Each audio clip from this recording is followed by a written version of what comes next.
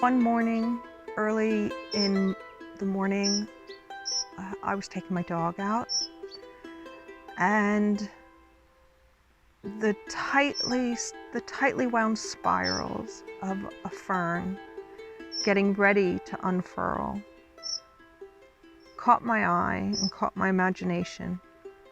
It began an exploration of my own emotions, really, and what it means to be an individual amongst community during a period where we weren't able to connect in the ways we normally would. I was entranced in the coming days as I paid attention to the ferns around my garden and how their fronds would gently unfurl, how arms would open, fingers, hands would come off of those arms, and how I could imagine the lower branches supporting the unfurling, the tightly wound concerns from the top and creating a padding beneath. And I loved the ideas that inspired in me about community and about individuality. So since, throughout lockdown and in the ensuing months of getting used to and trying out, going out, and the new ways we need to behave to protect one another, I have been using hand stitching. I historically have done a lot more by machine.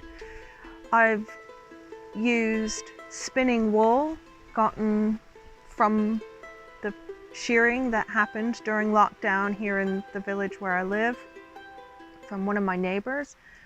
I've spun wool, and I have experimented with ferns as part of my artworks, as both the subjects and at times as the medium.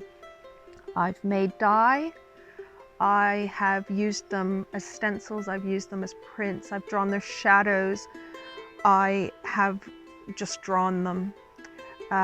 Ultimately, I have come to put together now a collection of work I'm calling Unfurling 2020 that I think or hope conveys